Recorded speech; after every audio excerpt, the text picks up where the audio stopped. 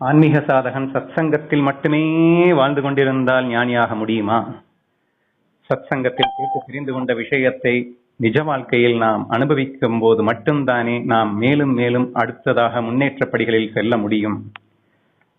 ஆதலால் நாம விரும்பி நமது விரும்புகின்ற விஷயங்களில் விருப்பம் உள்ளதா என்றும், விரும்பாத விஷயத்தை வெறுக்கின்ற விஷயங்களை வெறுக்கின்றோமா என்றும் நாம் சென்று நம்மை நாம் பரிசோதித்துக் கொள்வதில் என்ன தவறு என்ற கேள்வியை நாம் இப்போது விவாதித்துக் கொண்டிருக்கின்றோம். ஓகே, இதற்கு முன்னர் ஒரு அருமையான பதில் இங்கே எடுத்து வைக்கப்பட்டது. அதாவது பூரண சத்சங்கத்தில் இருப்பது போதுமானது. ஹரிபாட் முழுக்க ஞானதேவர் இதைத்தான் வலியுறுத்தி சொல்லியிருக்கின்றார். வேறு எந்த கிரவுண்டும் உனக்கு தேவையில்லை. சாது சங்கமே உனக்கு தேவையான அத்தனையும் முழுமையாக கொடுத்து உன்னை ஞானியாக மாற்றிவிடும் அப்படின்னு சொல்லும் போது நிறைய, அது வெறும் சும்மா தியரிட்டிக்கலாலாம் சொல்லலை, பிராக்டிக்கலாகவே நிறைய உதாரணங்களோட எடுத்து சொன்னாங்க. அதுக்கு மெயினா சொன்னது என்னன்னா, அசத் சங்கம் என்று நமது வெறுப்பையும் வளர்த்து கொள்வதற்காக நீ பிராக்டிக்கலா எதையும் பண்ணலையே. ஜஸ்ட் அந்த சங்கத்துல இருந்த அவங்க சொல்றதெல்லாம் கேட்ட ஆட்டோமேட்டிக்கா விருப்பு ஒன்றே வந்துருச்சா இல்லையா? அப்ப சத் சங்கத்துக்குள்ள இருந்தேன்னா அந்த விஷயத்தை கேட்டுக்கிட்டே இருந்தாலே ஆட்டோமேட்டிக்கா அவனுடைய விருப்பம் காணாம போக போகுது. It's such a simple logic. எதுக்கு நீங்க இவ்வளோ ஸ்ட்ரெயின் பண்ணிக்கிட்டு இருக்கீங்க அப்படிங்கிற ஒரு விஷயத்த மிக தெளிவா எடுத்து சொன்னாங்க. சரி, இப்போ இந்த விஷயத்துல என்னுடைய கருத்து என்ன அப்படின்னா, உத்தம சாதகனுக்கு இது கண்டிப்பாக பொருந்தும் என்று நான் ஒப்புக்கொள்கிறேன். சரியா? அவங்க பதில் சொல்லும் போதே தெளிவா சொன்னாங்க, நீங்க எல்லாம் எப்படி உத்தம சாதகன் யாரு? அசத் சங்கத்தில் இருந்தானே அவன் உத்தம சாதகன். இது விருப்பு வெறுப்பு வளர்த்துக்கிறதுக்காக இருக்கிறதுல. சரியா? ஏன்னா உணர்வு மயமாக அந்த விஷயங்களை கேட்டான். ஒரு வெறுப்பை ஊட்டும் போது அப்படியே உணர்வு மயமாக அதை கேட்டு உள்வாங்கினான். விருப்ப விதைக்கும் போது அப்படியே உணர்வு மயமாக உள்வாங்கினான். அவன் வெறுப்பாக மாறினான். ஆனா சத் சங்கத்தில் இருக்கக்கூடிய அன்பர்கள் அப்படி இருப்பார்களே ஆனால் கண்டிப்பாக இவர்களும் கூட அன்பாக மலர்ந்து விடுவார்கள். கண்ணன் சொல்லுகின்ற அந்த விஷயத்தை உணர்வு மயமாக உள்வாங்கிறேயா? இல்ல. என்ன அருமையான எக்ஸாம்பிள் சொன்னாங்க. 15 வருஷம் நீ ஸ்கூல் படிக்கிற, ஆனா அந்த ஸ்கூல்ல விட்டு போகும்போது ஒரு ஃபீலிங்கே கிடையாது. அப்ப அந்த லட்சணத்தை தான் நீ உள்வாங்குற. அந்த மாதிரி நீ சத் சங்கத்தில் கேட்கும் போது ஒரு உணர்வே இல்லாமல் ஏதோ ஒரு எதிர்பார்ப்பு மேல, அது கேட்டா புண்ணியம் கிடைக்கும், சம்திங் எல்ஸ் மேல ஒரு நம்பிக்கையில நீ உட்காந்து கேட்டுட்டு இருந்தா உனக்கு வேலைக்காகாது அப்படின்ற விஷயம் அங்கேயே சொல்லப்பட்டிருந்தது. ஸோ அந்த விஷயத்துக்காக தான் நான் இப்ப பேசிட்டு இருக்கேன். உத்தம சாதகனுக்கு கண்டிப்பாக உணர்வு மயமாக சத் சங்கத்தில் இருந்தாலே போதும். நிச்சயமாக அவனுக்கு வேறு எந்த கிரவுண்டும் தேவையில்லை என்பதை நான் ஒப்புக்கொள்கிறேன். ஆனால் நான் அப்படிப்பட்ட ஒரு உத்தம சாதகனாக இல்லை எனும் பட்சத்தில் நான் என்ன செய்கின்றேன், என்ன செய்ய வேண்டும்ங்கிறத என்னுடைய புரிதலின் அடிப்படையில், அனுபவத்தின் அடிப்படையில் நான் சொல்ல விரும்புறது என்னன்னா, நம்மளுடைய ஒரு முக்கியமான கான்செப்ட் சுகத்தையும் துக்கத்தையும் நிர்ணயிப்பது மனமா சூழலா. இதுல மிக விரிவாக நாம் விளக்க சொன்னது என்னன்னா, சூழலின் தாக்கம் என்பது 1% கூட உன்னுள் எழ முடியாது. மிக நீண்ட உதாரணங்கள் மூலியமா நம்ம பார்த்த ஒரு விஷயம் என்னன்னா, சூழல் உன்னை தாக்காது, உன் மனம்தான் அதை எடுத்துக்கொள்ள வேண்டுமா எடுத்துக்கொள்ள கூடாதான்னு முடிவு செய்கிறது அப்படிங்கறத ரொம்ப விஸ்தாரமா நம்ம பார்த்துட்டோம் இல்லையா?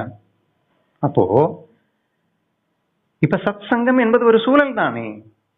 அந்த சூழல் என்னை நேரடியாக மாற்றி விடுமான்னா அதை மட்டும் எப்படி மாத்தும்? சுகத்தையும் துக்கத்தையும் நிர்ணயிப்பது உன் மனம் தானே.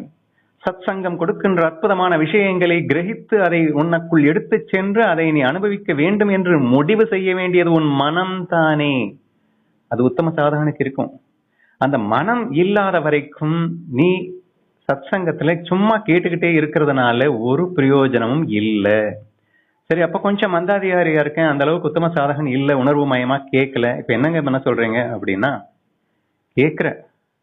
கேட்ட விஷயத்தை உண்மையிலேயே நீ அதை உணர்வாக்கி அனுபவிக்கிறதுக்காக கேட்கிறியா, இல்ல என்டர்டெயின்மெண்ட்டுக்காக கேட்கிறியா? நல்லா பொழுது போகும். நம்ம சத்சங்கம், பூபதினா சத்சங்கம்லாம் ரொம்ப ரொம்ப சூப்பரா பொழுது போகும். சரியா? அப்போ பொழுதுபோக்குறதுக்காக கேட்கிறியா, இல்ல ஏதோ ஒரு புண்ணியம் சம்பாதிக்கிறதுக்காக கேட்கிறியா, என்னத்துக்காக கேட்கிறேன்றது உனக்கே தெரியாது. அதை விட கொடுமை. சரியா? I just wanted to know. அப்போ மந்தாதிகாரியா இருக்கும்போது நான் தெரிஞ்சுக்கணும், அங்கே சத் சங்கத்தில் சொல்லப்பட்ட விஷயங்களை நான் அனுபவிக்கின்றேனா என்பதை நான் சோதித்தறிய வேண்டும் அப்படின்னு தான் நான் சொல்றேன். சோதிக்க வேண்டிய அவசியமே இல்லை, அது இன்னொருத்தங்களுக்கு. பட் எனக்கு I just wanted to know myself that whether I am qualified or not. அவர் பாட்டுக்கு சொல்லிட்டாரு, கல்லையும் மண்ணையும் ஒன்னாக பார்ப்பான், புகழையும் இகழையும் ஒன்றாக அனுபவிப்பான். ஒன்றாக அனுபவிப்பான்றத உணர்வுமயமா கேட்டா நாமளும் அனுபவிக்க ஆரம்பிச்சிடுவோம் தான். பட் அந்த அளவுக்கு எனக்கு கெப்பாசிட்டி இல்லையே. அப்ப என்ன பண்றது? இகழ் வரும்போது அதை சுவையாக சுவைத்து மகிழ முற்படும் போதுதான் என் நிலை எனக்கே புரிகின்றது. பிரத்யட்ச அனுமான ஆகமான நேத்து நம்ம பார்த்தோம். ஆகமத்தில் இருந்ததையும் அனுமானத்தில் இருந்ததையும் பிரத்யட்சமாக அனுபவிக்கும் போது மட்டும்தான் அது உண்மை என்று நான் புலப்பட்டு அதை ஏற்றுக்கொள்ள முடியுமே தவிர அனுபவிக்காமல் அதை சோதித்தறியாமல் என்னால் ஏற்றுக்கொள்ள முடியாது.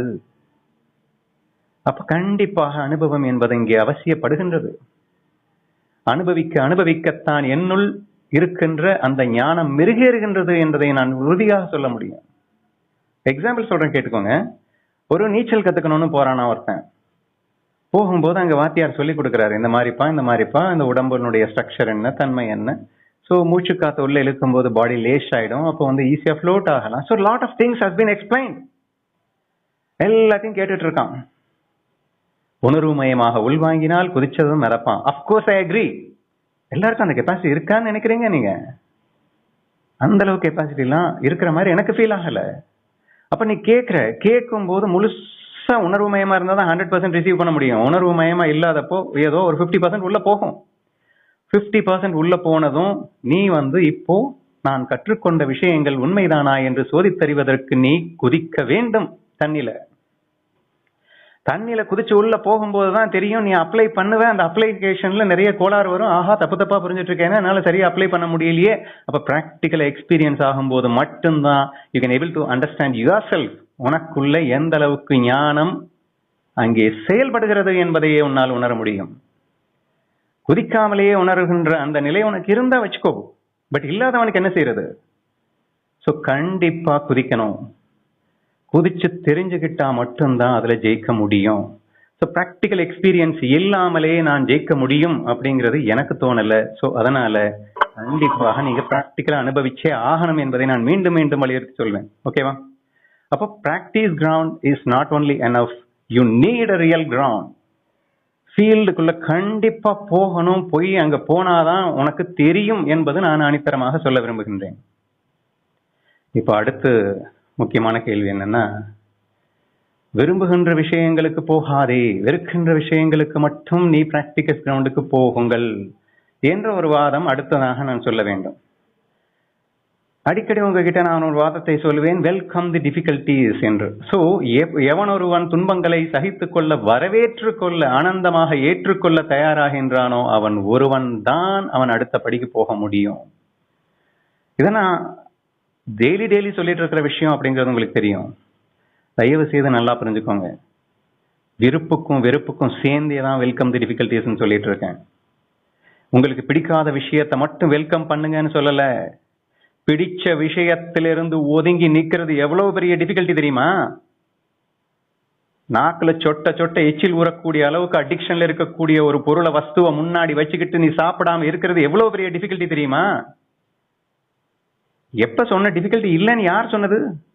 விரும்புகின்ற விஷயத்திற்கு போகாதே என்று நான் சொல்வதற்கு காரணம், அந்த டிஃபிகல்ட்டியை நீ சுவையாக சுவைக்க முயற்சிக்க வேண்டும் ஞானத்தின் உதவியினால். It's a practice I'm telling you. என்னங்க பிராக்டிஸ் பண்ண முடியும்? நீங்க வெறுக்கின்ற விஷயங்களை நீ சுவைச்சு அதை அனுபவிச்சு உனக்குள்ள இருக்கிற லைக்ஸ் அண்ட் டிஸ்லைக்ஸை உடைக்கணும். ஏற்கனவே ருசிக்கின்ற விரும்புகின்ற விஷயங்கள் அதுல இருந்து விலகி ஆனா சந்தோஷமா இருந்து ஜெயிச்சு காட்டணும். பார்க்க எனக்கு பிடிக்கவே பிடிக்காது, நாக்குல வச்சு சப்பி அதை டேஸ்ட் பண்ணி அனுபவிச்சு பார்க்கணும். சந்தோஷம் அனுபவிக்கும் போது நீ ஜெயிச்சிட்டேன்னு அர்த்தம். அதே மாதிரி அல்வாவை கண்ணு முன்னாடி வச்சுக்கிட்டு அதை சாப்பிட்டா எவ்வளவு கிக்கு வருமோ அதை விட அதிகமான கிக்கு உன்னோட ஞானத்தின் உதவினால நீ அனுபவிச்சு காட்டணும். அதுதான் அங்க கிக்குன்னு நான் சொல்ல வரேன். இந்த பிராக்டிக்கல் எக்ஸ்பீரியன்ஸ் இல்லாம நீங்க எப்படி நான் ஞானின்னு உங்களால எப்படி உங்களுக்கு சாட்டிஸ்ஃபைடு இருக்காது. அகைன் நான் சொல்லிட்டேன், உத்தம சாதகனுக்கு பேசல. That will happen naturally and automatically. நான் பேசிட்டு இருக்கிறது நமக்கு, எனக்கு. So therefore I strongly believe that வெறும் சத் சங்கம் கண்டிப்பாக உயர்நிலைக்கு உடனடியாக கொண்டு செல்லாது. ஒரு ஃபீல்டுக்குள்ள நீங்க போகும்போது தான் நீங்க கற்றுக்கொண்டதே சரிதானா இல்லையான்னு புரிஞ்சுக்க முடியுங்க. கற்றுக்கொண்ட விஷயத்தினுடைய ஸ்கில், ஸ்ட்ரென்த் எல்லாமே எந்த அளவுக்கு இருக்குங்கிறத தெரிஞ்சுக்க முடியுங்க. அது எல்லாத்துக்குமே பொருந்தும். ஒரு பாஸ்கெட் பால், ஒரு வாலிபால், என்ன வேணா எடுத்துக்கோங்க. நீ பிராக்டிஸ்ல பண்ணும்போது செமையா போடுவான், எல்லாம் பக்காவா பண்ணுவான். ரியல் கிரவுண்டுக்கு போனா ஒண்ணுமே என்னடா ஆச்சு, இது என்னன்னு தெரியலங்க, ரியல் கிரவுண்ட்ல முடியல. ஏன்னா இங்க 100% சேஃப். அங்க அப்படி இருக்காது. லைக்ஸ் டிஸ்லைக்ஸ் எக்கச்சக்கமா உள்ள நுழையும். ரியல் பதட்டத்துல, டென்ஷன்ல உன்னால எங்க ஜெயிக்க முடியுதான்னு சோதிச்சு பார்க்க வேண்டிய அவசியம் நமக்கு இருக்கா இல்லையா? சோ என்னுடைய இறுதி பதிலாக நான் சொல்ல விரும்புவது, சத்சங்கத்தை கேட்கும் அளவு, அதாவது யாரோ சொன்னீங்க இல்லையா, ரெண்டுமே ஈக்குவலி இம்பார்ட்டன்ஸ் நான் சொல்ல வரேன். சத்சங்கத்தை ஸ்டாப் பண்ணிக்கலாம், போதும் கற்றது, நான் இனிமே டைரக்டா ஃபீல்ட்ல போய் கத்துக்கிறேன் அப்படி சொல்றணும் முட்டாள் தான். அதை நான் கண்டிப்பா அக்ரி பண்ணிக்கிறேன். This must be continued for ever and எவர். அதுல டவுட்டே கிடையாது. சத் சங்கம் கண்டிப்பாக தொடர்கதையாக இருந்து கொள்ள வேண்டியது. நீ சாகும் வரைக்கும் அது இருக்கத்தான் வேணும். பட் கூடவே ஃபீல்டுக்குள்ளேயும் நீ போகித்தான் ஆகணும். ஆனால் அந்த ஃபீல்டு என்பது உனக்கு இதுவரை சுவைக்க முடியாத விஷயங்களை சுவைத்து காட்டுவதற்காக என்பதாக. என்றால் வெறுக்கின்ற விஷயங்களை சுவைக்க வேண்டும், விரும்புகின்ற விஷயங்களை விலகி நின்று சுவைக்க வேண்டும், சுகம் காண வேண்டும். விலகி இருத்தலிலே சுகம் காண வேண்டும், இதை அனுபவித்தலிலே சுகம் காண வேண்டும் வெறுக்கின்ற விஷயங்களை. ஸோ தேர்ஃபோர் வெல்கம் தி டிஃபிகல்டிஸ் என்ற ஒன்று இல்லாமல் ஞானத்தில் கரையேறவே முடியாது என்ற என்னுடைய வாதம். இப்போதும் அதையே தான் நான் வைக்கின்றேன். அதனால் கண்டிப்பாக நீங்க ஃபீல்டுக்குள்ள போகணும். ஆனா எப்படி போகணும் அப்படிங்கறதையும் நான் லைக்ஸ் டிஸ்லைக்ஸ் விஷயத்துல எப்படி போகணும்ன்றதையும் நான் தெளிவுபடுத்திட்டேன்னு நினைக்கிறேன். So this is my final answer. Practice ground practice பண்ணாலே போதுமா, ஃபீல்டு அவசியமா அப்படிங்கிற கேள்வி வரும்போது கண்டிப்பா இதை சொல்லணும்னு நினைக்க மிஸ் பண்ணிட்டேன். கிரவுண்டுக்குள்ள போகிறதுக்கு யாருக்கு தகுதி இருக்கு அப்படிங்கிறது ரொம்ப ரொம்ப முக்கியம். கோச்சே உனக்கு தெளிவா ஆட தெரிஞ்சாதான் கிரவுண்டுக்குள்ளேயே அனுப்புவார். ஐ மீன் ரியல் மேட்ச்லயே அனுப்புவார். ஆனா இங்க நம்ம சத்சங்கத்துல என்ன கேள்வி கேட்டுட்டு இருக்கோம்னா, எவ்வளவு ஒரு முட்டாள்தனமான கேள்வி. ஏண்டா இங்க ஒரு சேஃபான பிளேஸ்ல கோச்சினுடைய முன்னிலையில இங்கேயே உனக்கு ஆட தெரியல, இங்கேயே உனக்கு ஃபுல் அண்ட் ஃபுல் ஒரு ஸ்கில்ல வெளிப்படுத்த தெரியல, இன்னும் இங்கேயே ஜெயிக்கல. தட் மீன்ஸ் கராட்டேல பிராக்டிஸ் கிரவுண்ட்லயே ஃபெயில் ஆயிட்டு இருக்க. ஆனா நான் ஃபீல்டுக்குள்ள போலாமான்னு ஒரு கேள்வி கேட்கிறேன். இது எவ்வளவு கேவலமா இருக்குன்னு புரிஞ்சுக்கோங்க அப்படிங்கறத நான் சொல்ல மறந்துட்டேன். But anyway, so first and foremost thing, நீ சத்சங்கத்துக்கு உள்ள நீ அதுவே ஒரு பிராக்டிஸ் கிரவுண்ட் தான், எனக்கு இல்லைன்னு மறுக்கல. இதுல கண்டிப்பா ஸ்கில்ஃபுல்லா ஜெயிக்கணும். பட் இதுல மட்டும் ஜெயிச்சா போதும் அப்படின்னு நான் சொல்ல மாட்டேன். கண்டிப்பா எல்லா கிரவுண்டுமே ஃபீல்டு தான். This is also field and அது இல்லாதமும் ஃபீல்டு தான். பட் துன்பங்களை மட்டும் நீங்கள் அனுபவிச்சு சுவைப்பதற்காக அது எந்த இடமாக இருந்தாலும் கண்டிப்பாக அதை முயற்சிக்க வேண்டும் என்ற கருத்து மிஸ் பண்ணிட்டேன், இப்ப சொல்லிட்டேன்.